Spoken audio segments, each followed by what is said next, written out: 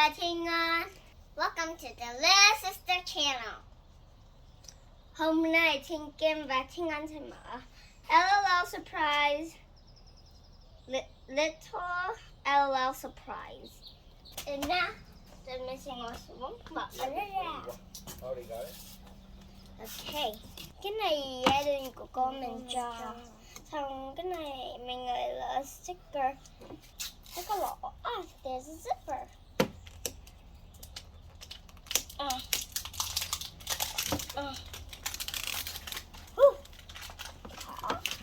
Look at layers.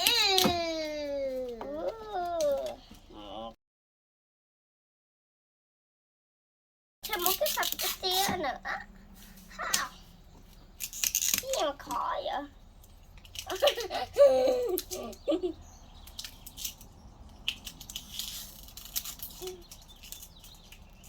Đây nè. Bây giờ nó đang màu hồng. Nó giống như đồ kẹp. Còn giúp không? Con muốn giúp không? Nào được rồi kìa.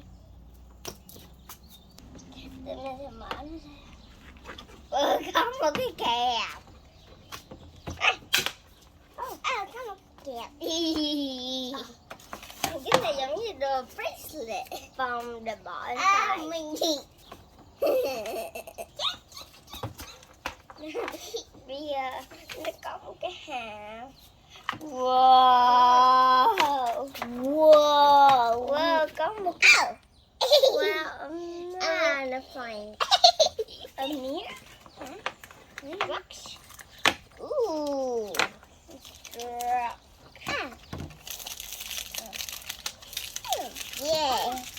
Ăn biết cả gì. Mẹ.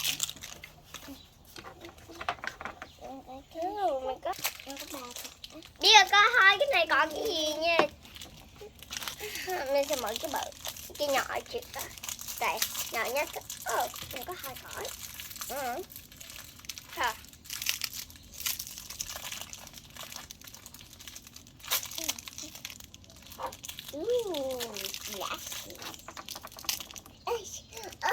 Thấy gì? Mắt kiến hả? Mắt kiến như cho một con gì đó. Để mình mở cái này ra. Mình nghĩ là búp bê.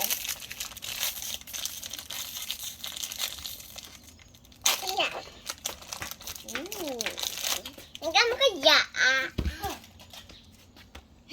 Một cái dạ.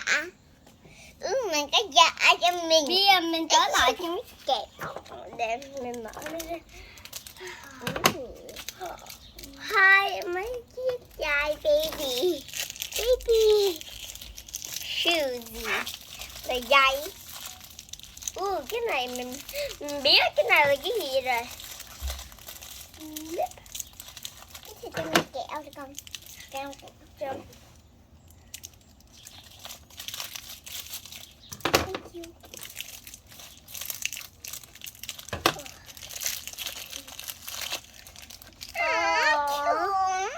Một cái gì? Đó là gì Thiên Anh? Một con em bé. Có thể là anh là con thỏ. Con thỏ. Để được coi.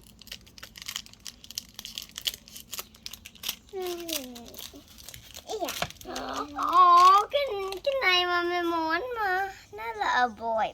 Không sao. Baby nó không có quần áo.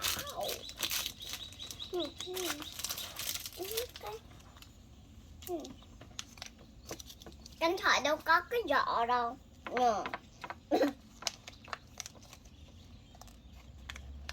Nó sẽ trong cái. Mình coi con của mình tên là gì nhá.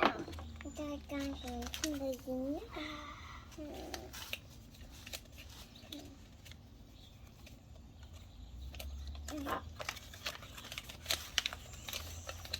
Để coi.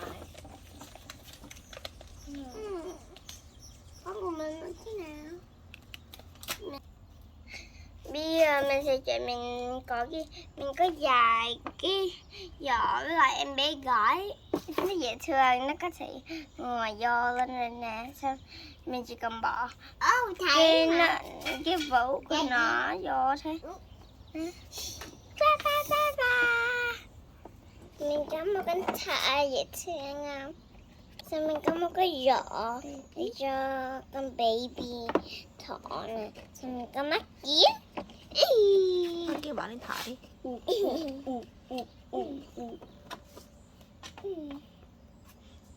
Thỏ là fashion girl hả? Muốn cho mặt cho không?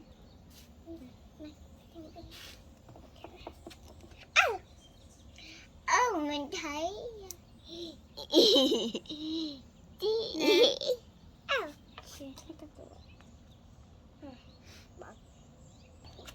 cảm ơn các bạn tới channel của Thiên Kim và Thiên Nga. Cái này từ lâu lắm rồi. Cô mình cho lúc sinh nhật của mình đó on November 30. Xong rồi đó, mình quá là muốn cái này mà mình phải được 50 ticket để được cái này. Mình phải học giỏi và ngoan để mỗi ngày được ticket. Khi nào mình có 50 ticket đó, mình mới được lại được chơi. Xong rồi lúc cảm ơn các bạn tới channel của Thiên Kim và Thiên Ngon. Thank you for coming to the Lea Sister channel. Nhớ bấm subscribe vào dưới nha. Cho một cái like. Nhớ bấm cái bell. Remember to subscribe below and give us a like button. Remember to press the bell so you can get notified when we have a new video.